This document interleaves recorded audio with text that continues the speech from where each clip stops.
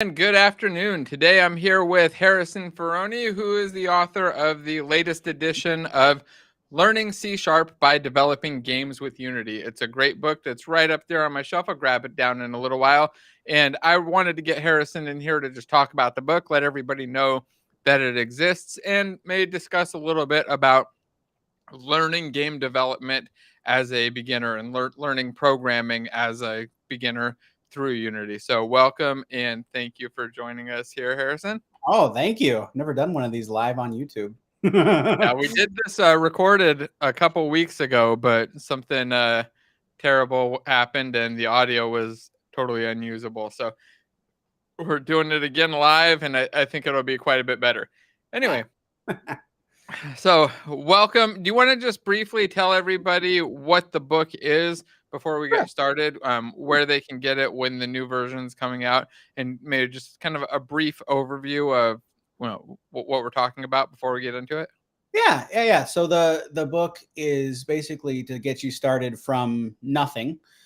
So if you've never programmed in any language, totally fine. That's kind of the main core audience. And we'll take you pretty much from nothing to building blocks, learning programming theory, or simple stuff that you just need to kind of switch your brain, because your brain's already a computer anyway. You're already a programmer in everyday life.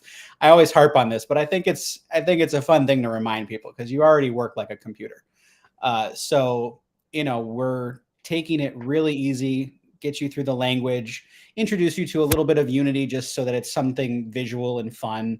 And then we end up with, I don't know, some pretty intermediate things, I think, at least for like a beginner book, where we learn how to handle data and stream and convert and write and save all sorts of data formats. And you get into some intermediate topics, and then we kind of send you on your way into the world and post you to, where you should go next with design patterns, testing, those kind of things.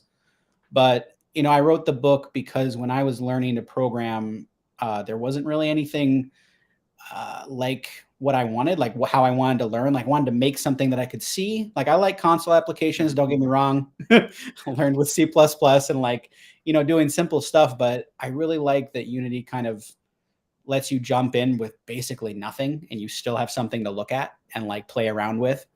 So, when Unity is a nice window dressing, C# is the language, but the point of the book is really to start thinking programmatically and turn it into, some sort of usable hard skill.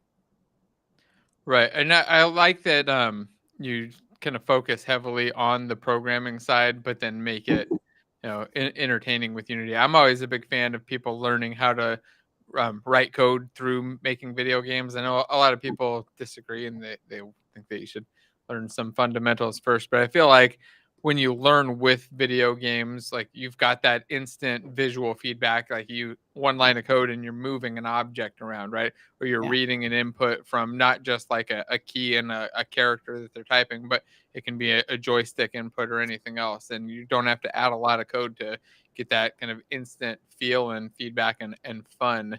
You can get some of that fun and feedback from writing the console apps too, but I feel like going to the games makes it just that much more exciting and more relatable too. It's easy to get the concepts together, and it's easier for me, at least, to teach and to kind of understand a concept of a game that I've played versus some arbitrary system that I've never used or thought about, like a CD management system. Exactly. Or the payroll. It's always a payroll application.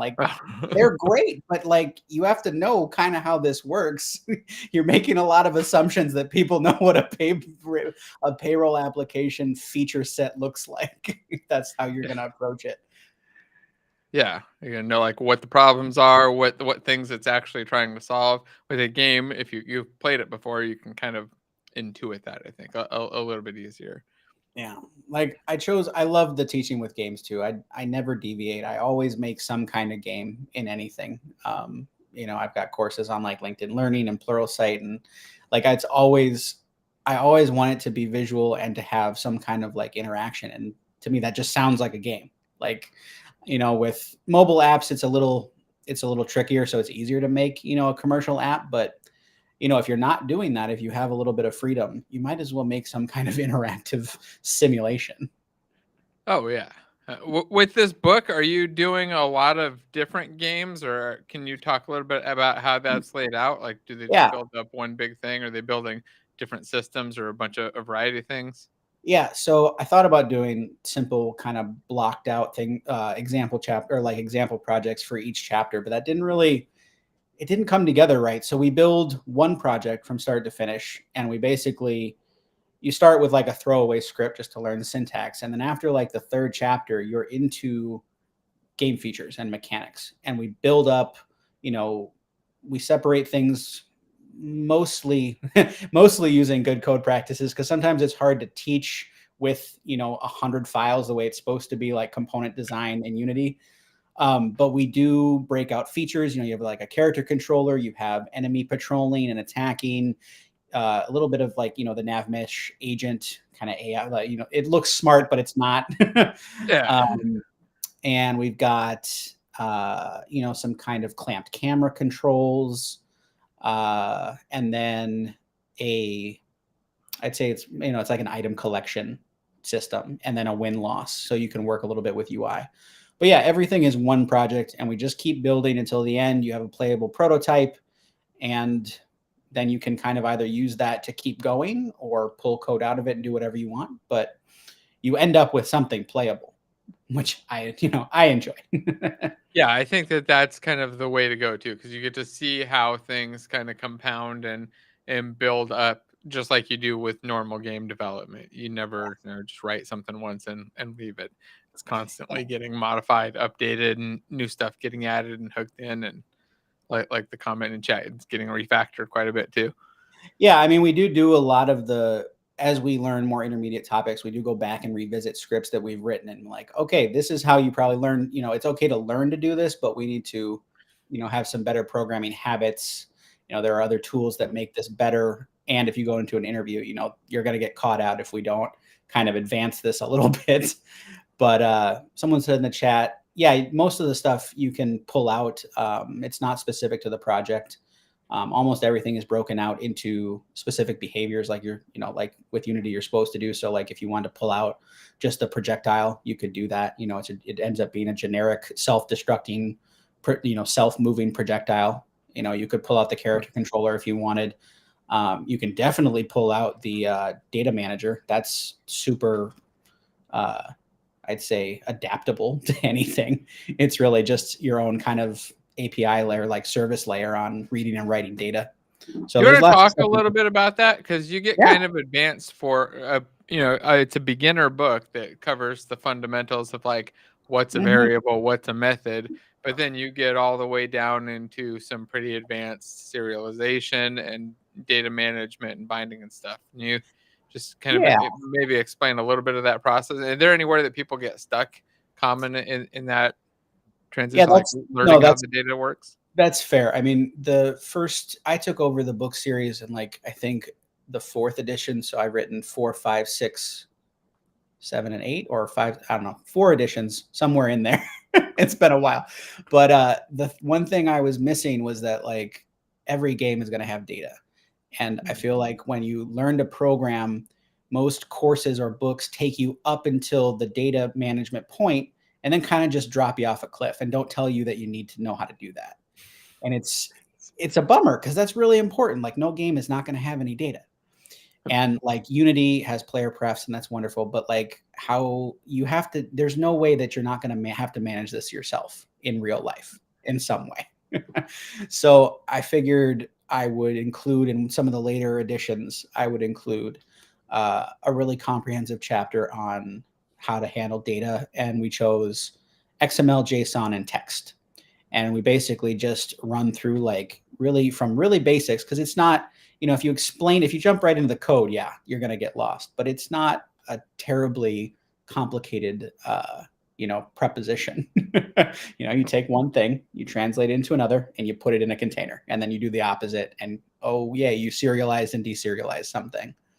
But I really thought it was important to teach people how to use the C# APIs for that, because they're super powerful. And that, I don't see a lot of that with Unity, like how to use that kind of stuff for, like, if you're going to build like a locally cached system and send it to a database, if you're going to write your own binary files, if you're going to load in JSON files from your project that comes bundled with it for like, player XP or items or whatever you're going to do.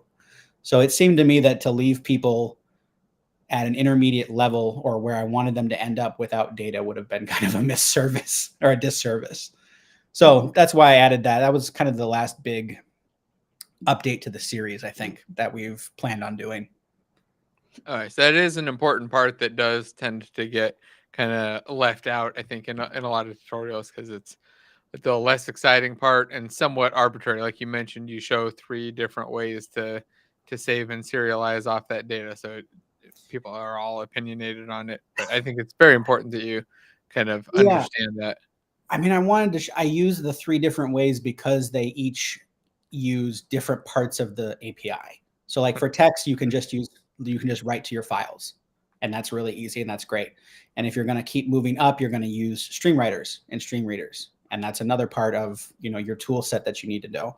And then the serialization, I mean, that's a basic thing, and Unity treats it differently. So I thought then we can't do the other 2 parts without saying, oh, but this is how you need to do it with Unity if you're going to go down this route. Someone said, oh, 2022 is the newest right now, but a new update is coming for 2023. That should be in the next month or 2. So everything's already tested. We're just working out some of the editing kinks for the new edition. Okay, so everybody, wait, when do you have a date on that new edition? No, it depends on how fast the turnaround is. I'm done with the update. I rebuilt everything from scratch. I do it every year.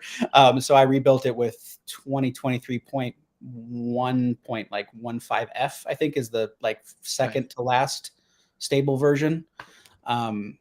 I didn't want to, I never, just out of safety, I never used the newest version. So it's like the second newest version. But yeah, everything works. Everything's updated. So, I mean, the goal of the book was also not to use things about, not to focus so much on Unity that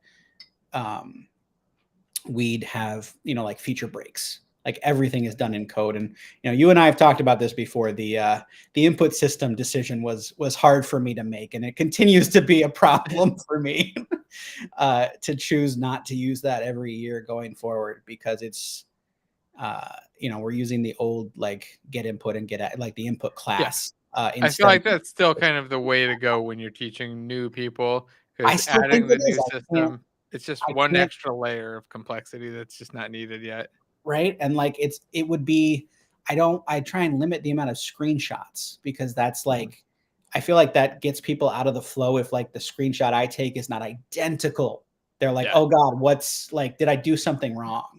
No, it just, there's always going to be something that looks a little different. But having to deal with events and delegates and explaining how those underlying systems work that early in the book, when I just want you to move forward and back and be able to want to be able to read if they're pushing down a key or not. You don't want a whole system that allows you to remap. And we don't even talk about enums yet. I don't even tell you how to get a specific key. We're just doing axes. We're not doing any of that yet. Yeah, that's definitely the downside there. So you do use the old input system then? We do. I do point you towards all the newest tutorials and stuff for the new input system. It would be extremely easy to swap them out, because all the physics, or I'm sorry, all the mechanic code is broken out in their own methods. And I'm planning that people do put in the new input system, which means they just have to copy the method code or change the method name to the new input system event, and you're there.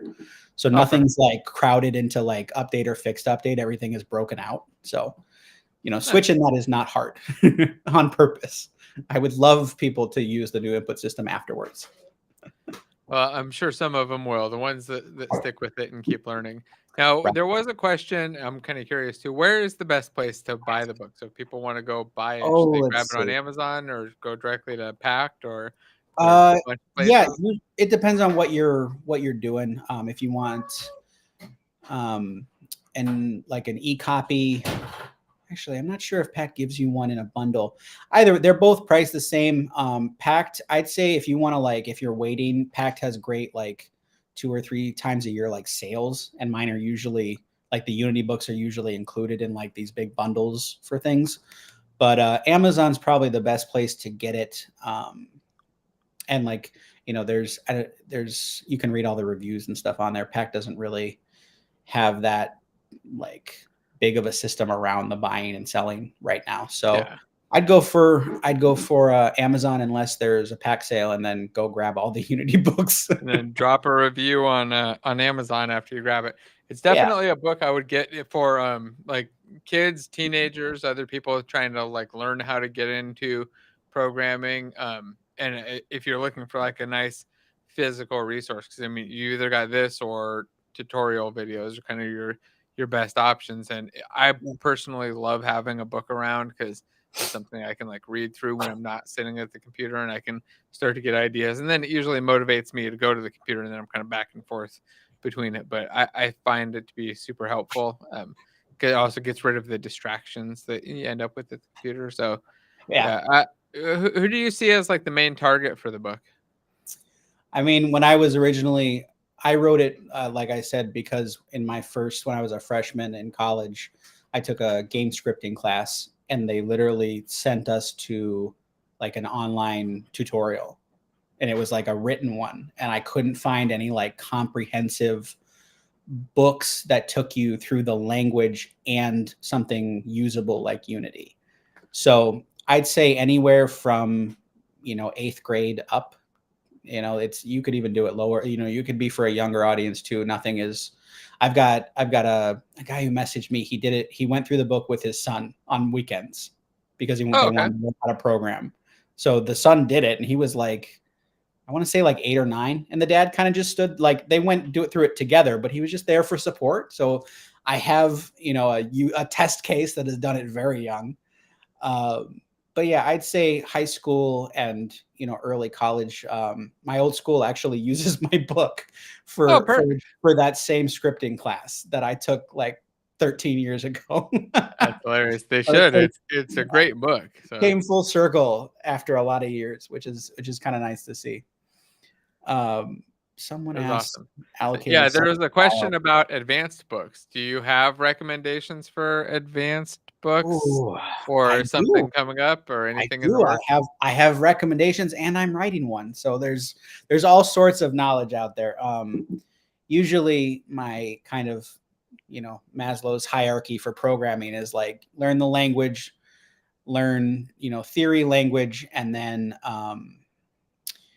project organization. But that's not really that's more of a softer skill. But then go into like debugging, design patterns, and networking, and those are kind of like the next ways up where you have a lot of options, or you have a lot more options, especially in job markets. Because like again, I also wrote this book when I was looking back on leaving college, and I didn't have enough hard skills to like pass an interview, like a technical interview, well, even though I should have. Like they asked me really basic questions, like how would you make this system, and why?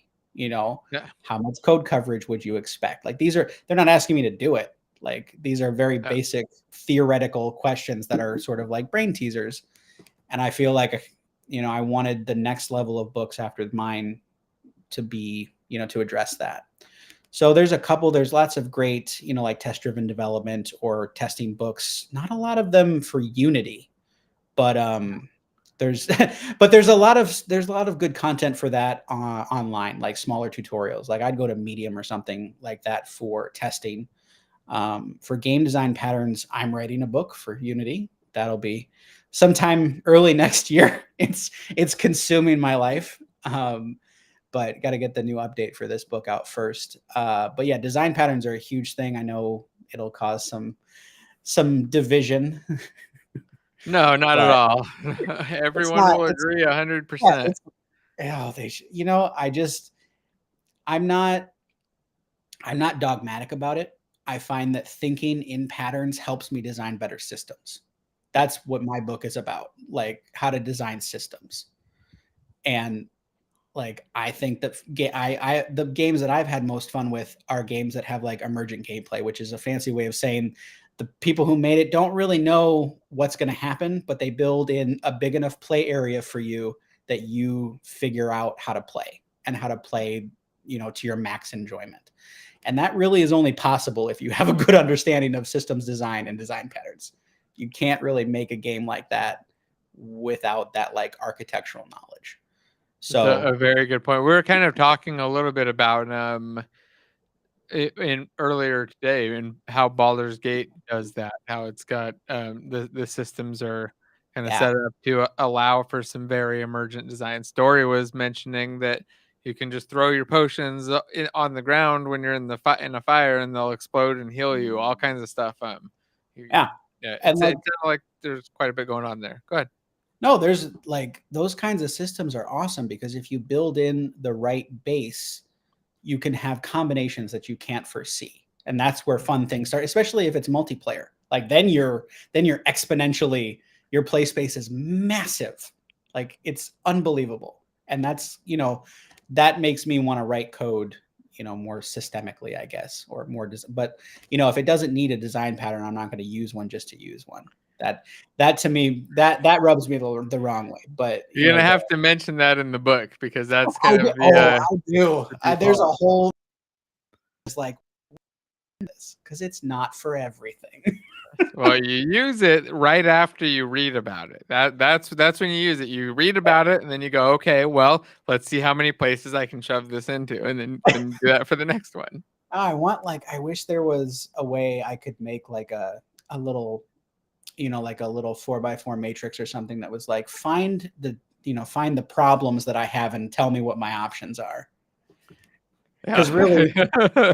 like learning design patterns isn't about the programming. You could learn that pretty quick. It's about identifying the kind of problems you have and correctly identifying them. Solving the Definitely. problem is already done. That's why we have design patterns. So there was another question that James was asking about ways to kind of follow and keep up with what you're doing. You mentioned this new book is Oh yeah. coming out. Is there like a page, a Twitter thing, or an X thing, or whatever the hell it's Oh called yeah. now, Oh, goodness. or something else? They follow you on TikTok and OnlyFans. I don't know. Most of the time, honestly, I'm always on LinkedIn. I have a public profile. Send me messages. I talk to most people through that. If you have the book, you do get an invite for a private Discord server. So that's actually one of the really nice things we've had from this last edition. There are, I think, like 5 or 6 core books on Impact or from Pact that are around Unity, and they're all kind of about getting you started from like beginner to intermediate levels. And all the authors, so like 4 or 5 of us are on the Discord. We've got community managers. It's a good time. And so either LinkedIn or if you have the book, come to the Discord. Just to chat or with problems. I mean, we have our own kind of Stack Overflow for the specific content that we're responsible for. So that's kind of cool. You'll get answers from us. I've got 2 more questions I want to answer to. The first one's going to be easy. The second one might be a little controversial or problematic. So, when it comes to those problems, I mean, you've got the book, you've done multiple editions, and I'm sure you've seen the issues. Are there any like core or big issues that you found people run into most common, like when they're starting out, like something that like is the hardest to make it click, and then once you get past that, it's easy, or anything where like people just drop off because they're like, I just can't get this concept of a property, so I quit. Like, No, I don't think I've had any drop offs from the language side. Most of it comes from trying to give people like correct mental models that they can identify with about how Unity and scripts work. So like dragging a script onto an object makes it a component. Like it's a building block, like it's a Lego thing. You build it from small pieces and then it works. And like okay, that to me has been kind of the hardest part to show because it's not a video course, it's a book. Like it's much easier to see it and to internalize it in action when you're watching someone on a video, like one of your videos. You're like, oh, I just drag and drop it. Oh, that's it. Like, it's much harder to describe dragging and dropping. I've like That is, that's why I made switch to video. That's why I went from blogging to video, because showing those things. I was doing animated images. It was too much work. right. Like it's the Unity part explaining. And you gave me a good idea last time we talked about the life cycle. So I spent some time going over that in the new edition. Because the Unity life cycle is unique. That's not part of C#. You won't find that in a .NET application. You'll find other life cycles and other ways of doing things, but understanding kind of the procedural happenings of how when you push play, like what happens.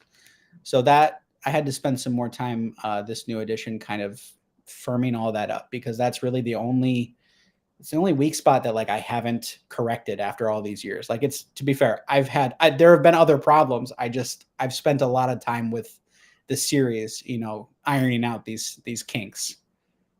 Yeah, that makes a lot of sense. It's an interesting one too. I would have thought it would be a code thing, but I can totally see that.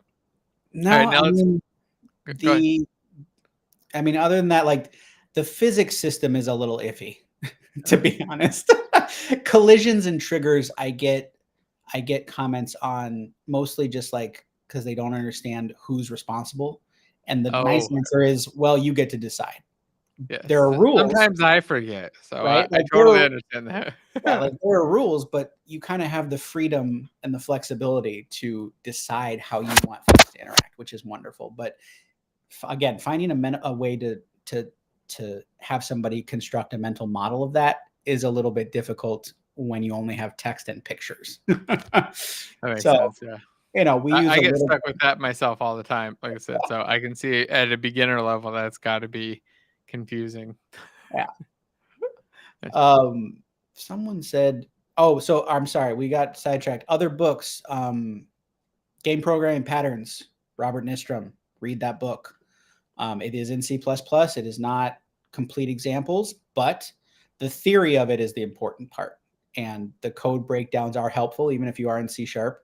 Don't get too hung up on friend classes. It's not a solvable thing. Don't just move past that. Yeah, it's pretty easy to translate. Just imagine that it's C#ish, and it's almost you can see it all online too.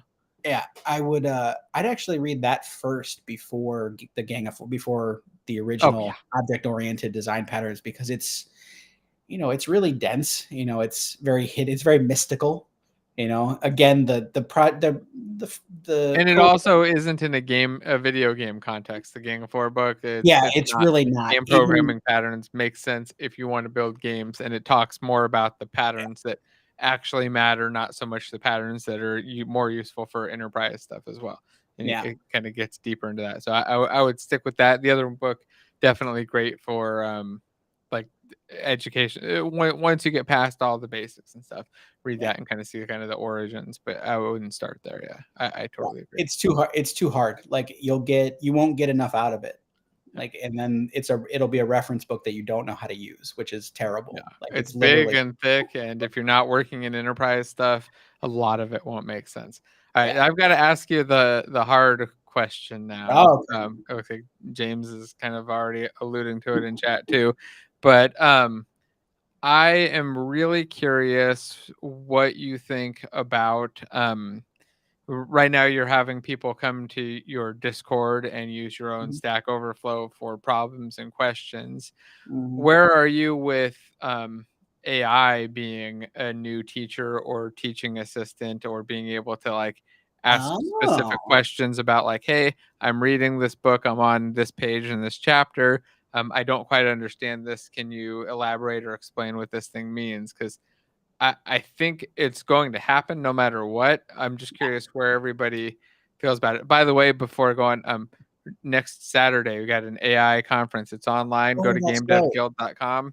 Come join us. It's free. We have a very cheap Pro Pass option, but you can just come for free and learn about all the new AI stuff. Corvallis was explaining what he's talking about there earlier today on the show, and there's a lot of really cool sessions. We've got somebody awesome from Unity. You see, I'm not even going to spoil it, so everybody clicks through the page and goes to see. and then a bunch of other people talking about a bunch of different AI stuff. It's not like not really like sponsored ad type stuff. It's things that people are actually working on, projects that they're building, and that kind of stuff. So Yeah, it okay. should be a lot of fun. But what are your thoughts on AI and putting us all out of business? Because now nobody needs a book; they can just have AI generate them a book for it, I or mean, all right, let's oh, be real. If you ask any of the things of the tools out there to write anything more than procedurally generated code, it's awful. That's not to say that it won't get better, right. but But I, yeah, I mean, if you asked them a year ago, it would have done nothing. yeah, it So would have like now it's been, it now broke. now you're getting a procedural code and you're getting a bad book. No, I love it for the assistant thing because you know you're not always going to have instant access to whoever you're learning from, unfortunately. Like I wish everyone could have like a dedicated mentor because that would be wonderful and that would produce better programmers, but that's not going to happen. So I think if you can't, if you're working through something, you know, I would I would probably honestly ask ChatGPT if it's an error message or something in Unity or C Sharp. I mean, I personally I would Google it first. Like I would just copy and paste it and see what people are saying about it. But Mhm. that's just how I learn. But having things like ChatGPT to explain like unhelpful error messages would be wonderful. Like that would have saved me hours and hours and days and months and years of frustration learning to program. I still don't think it's a good idea to use it when you're learning like as a substitute, like to have it do it for you. Like muscle memory is a thing. Like that's Mhm. your muscle brain connection works the same way as like in the gym or with a sport. If you write the code, it gets in there and you remember it. So, I mean, don't shortchange yourself with that. But as you're going along and you need help, absolutely go for it. Like Stack Overflow is great, but it's not immediate.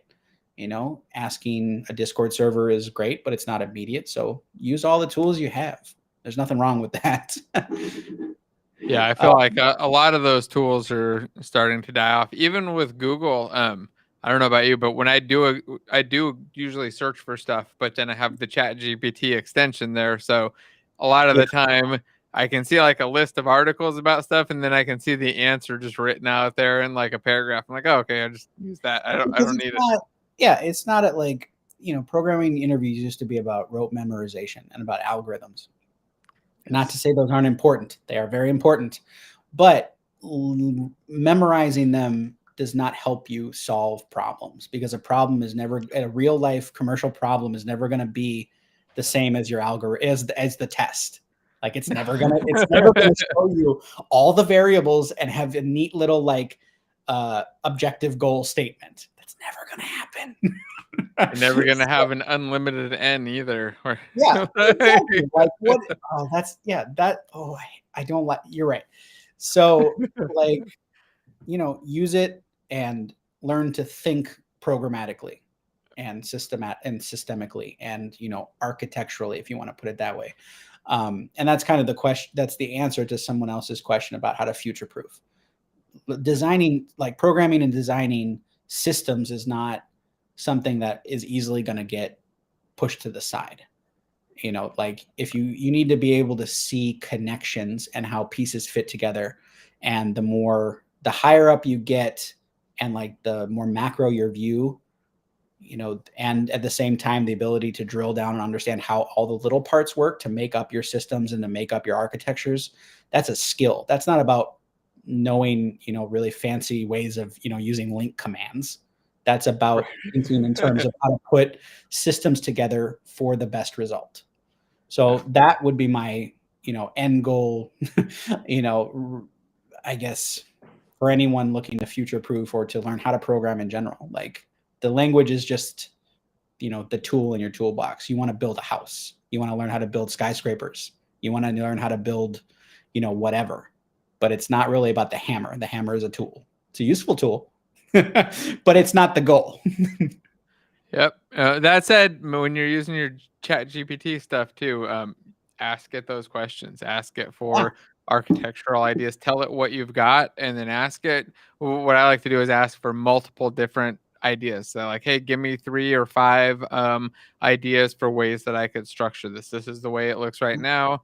What are some options? And usually it'll give me some bad ideas and maybe 1 or 2 good ideas. And I'll go, okay, that actually sounds good. But it also kind of expose your mind to more ideas, especially if you're not in a scenario where you're constantly able to bounce ideas off another developer. If you're sitting right next to another developer, you can kind of get that same experience. You're chatting and talking about different ideas and ways to do stuff. But if you don't have that, then yeah, it helps a lot. And that and bad code that's not doing what you expect it to do because you put in a typo or you put the wrong variable name there or something, or you did a less than instead of a greater than, pasting it in there, saying what's happening and what you expect. Well, that's Usually tell you fantastic. the wrong line. It's like, hey, dummy, you put your arrow the wrong way on line 17. Like, I mean, okay. my wife uses ChatGPT more than I do, but I found that the best part of it, at least for programming, is it is learning to ask the right follow-up questions, because it Yes. teaches you what you're really looking for. Like before, we would just say, like write this method for me, but the actual question is like, oh, is it performant? Show me how. Like, is it going to, is it generic? Can you write a generic one for me? Can you do, ask other questions that not only help you learn, but like that's where you're going to get your money's worth out of these kind of tools. Yeah. I completely agree. All right. Well, do you have any final advice for new developers trying to learn, getting in, or who want to become a programmer, or for somebody who's maybe I assume a lot of the people watching are already programmers, so maybe they've got somebody in their life that they're trying to introduce to programming, a kid, a student, a friend, or Yeah. something else. And I mean, obviously I definitely like, and no bullshit, I totally recommend this book. It's great. I read through, I didn't read the whole book because I already know game development, but I skimmed through the entire thing and found it's got all kinds of great stuff, lots of good analogies to kind of handle the basics. But then it ends in like getting into interfaces and more of the intermediate level topics, interfaces, data serialization and stuff. It doesn't just drop you at like, now you can jump and play a sound effect. You're actually doing quite a bit in here, and it's not that dense. I mean, it's definitely It's approachable, readable, and it's not bad. it's not the tiny print stuff. There's pictures and images and stuff. It's definitely doable. I highly recommend it. But do you have just advice for somebody who like they're looking at it and they want to get Yeah, their kid or their friend or whoever into yeah. it, or maybe they're watching and they just haven't started yet, but I would say most of them are probably on that other boat. I mean, the the secondary goal for the book for me was like being able to take any of the C# stuff that I teach you and apply it other places. So you can take about 90% of this book and go somewhere else and go make a .NET application. You'll be perfectly fine. So like the important part is to learn how to think programmatically, how to understand your options, and how to build big things out of small things. And my advice is always like build small features. Like I know it's really tempting to like if you have something in your brain and you want to get it out and you can just like world build and go crazy, and then all of a sudden something breaks and you kind of outpace yourself. And it's really discouraging. Like I do that all the time. I most programmers do that more or less. But like when you outpace yourself, there's an easy solution. You kind of, if you have a game in mind, you have a project, if you're learning all these tools with a goal in mind, pick out a subset that is completely complete, and do that. And one, you can test it, you can build it, it's complete, and it's a portfolio project. So like, don't build a game, build a really cool custom character controller with with character and camera controller that's all in code and it's customizable. That's useful. You're already a tools programmer. You're there. Like, Eh, build a fully integrated, data saving and loading thing. That's another feature. That's a mechanic. I mean, it's not an interactive mechanic per se, I suppose, but it's there. It's an important thing that every game team needs, and nobody Right? really most of the time wants to make. So the fact that you did it, like yeah, Yeah, you're it's already ahead. definitely Build a dialogue, like go and build an NPC talking, like a dialogue system, like an interactive system. That's not a game in itself, but it is a feature and it's there. And you can, experiment with like end to end planning and execution. And I think that's what's kind of lost and gets people discouraged, is that like the ideas are too big when you're starting out and you can't catch up and you can't get to where you want to go. But That with a makes a smaller lot of sense feature, because you also have to make it fun when you're making a game. yeah, Like you get it all working, everything is right, but if it's not fun, it still sucks. With a yeah, system like then that, it there's just no has to point. work right. You know? Then there's no point. But I Yeah. mean, definitely practice, make Trello boards, break your features down into like little manageable chunks, learn how to organize a project or a feature and actually like do it and make it. And it doesn't have to take years. It can take you weeks. It can take you less than that. Like just go end to end. I like that advice. That sounds really good. So thanks again, Harrison. This was awesome. Everybody Oh who's yeah. watching, go Thanks for having grab me. the book. Go grab it. It's Learning C# by Developing Games with Unity. There's 7th edition and the 8th edition is coming soon. I Right? think we're just going to update the book on Amazon. So I think it'll still be the 7th edition. We're just going to change. It's still the same link and page and ISBN number and all that. Okay. We're just updating it for the new Unity version so people can, so it's not breaking every year. That sounds good. So yeah, grab that latest version. Go grab it on Amazon. Send it over to your kids, friends, and everybody else. It is definitely a great book. I wish it was around when I started Unity. So Oh, thanks again. wouldn't that have been nice? No, there'll be this one, and then Pact will announce soon when we've got enough of the front-loaded work on the game design patterns book, and so that'll be out. And then who knows? Maybe we'll do some testing. Nice. Yeah. Well, I'm excited for the patterns book. I think that should be really fun. I think people will like it, and it'll be fun to see all of the discussion around that and all of the wild agreement that everybody will have. Yeah, that's going to be fun. I'm just going to turn off notifications. Yeah. I did my service. I put it out there. I did a lot of research. I did a lot of trial and error. I just want it to be out to help someone, and the comments will be turned off. Just disappear, head off to Antarctica. Yep. All right. Well, if you're watching, please hit the thumbs up button. If you got comments for Harrison, drop them down below. Follow me on LinkedIn. Do you have a YouTube channel? Somebody was asking. I do not, but I should. Right. Search for him on YouTube and see if he's made that channel yet. Hopefully he has, and he'll probably be on the Game Dev show again soon, I hope. Yeah, I'll be there next week. I'm ready. Sweet.